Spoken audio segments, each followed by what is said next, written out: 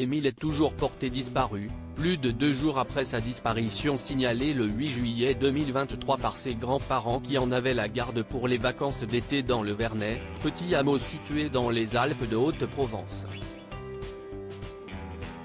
Un changement de méthode de recherche a été déclaré par les autorités, après que les battues restent vaines. Où se trouve Émile, 2 ans et demi? Si est-il la question que se pose la France entière depuis ce week-end.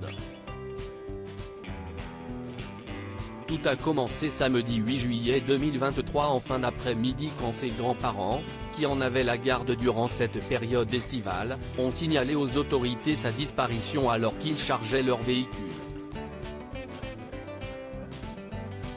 La machine s'est alors mise en marche, les gendarmes s'affairent sur le terrain, proches et voisins apportent toutes les informations possibles, certaines suscitant des polémiques car dévoilées par des témoins a posteriori de l'alerte.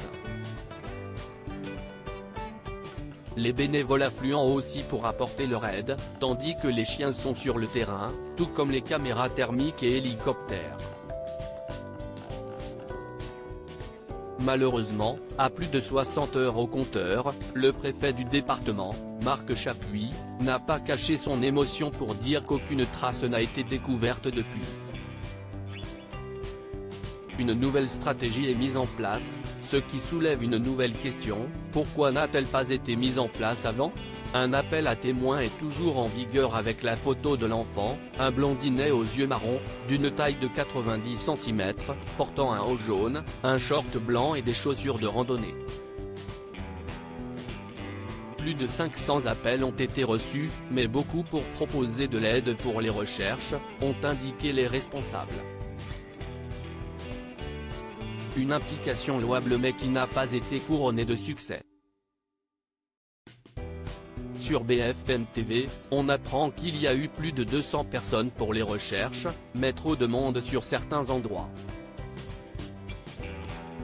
Une méthode qui s'est avérée contre-productive, entend-on sur la chaîne d'infos en continu, alors que les heures passent.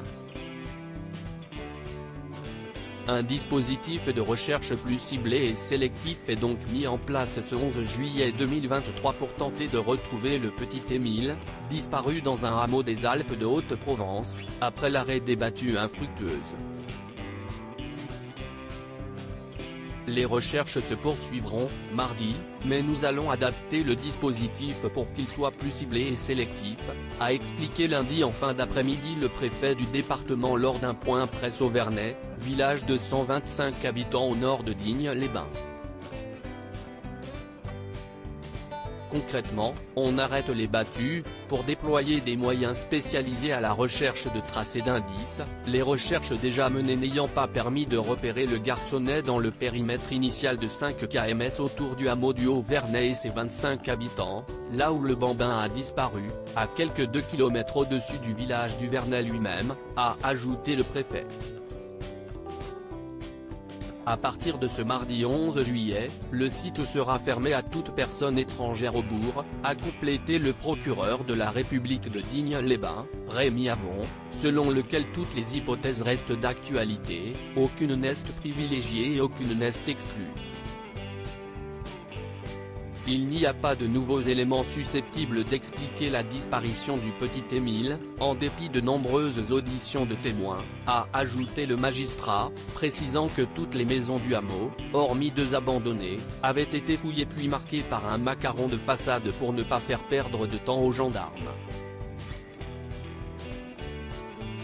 De nombreux chiens sont sur place, des pisteurs, questeurs et des Saint-Hubert, particulièrement efficaces. Plus de 60 heures de recherche. Émile, issu d'une famille de randonneurs habitués des lieux, a disparu dans une zone montagneuse et escarpée, parsemée de petits cours d'eau mais dans une vigilance canicule. Le risque premier est celui de la déshydratation. S'il s'est perdu, il aurait déjà passé 3 nuits et 2 journées seul, sans boire ni manger. Le village du Vernet est situé à 1200 mètres d'altitude, dans le massif des Trois-Évêchés, là où un Airbus A320 de la Germain 20 s'était écrasé en 2015. Pour l'instant aucun élément ne caractérise une infraction pénale susceptible d'être à l'origine de cette disparition, a-t-il ajouté, expliquant que les investigations allaient se poursuivre, notamment sur la base des témoignages, et que la téléphonie serait également exploitée.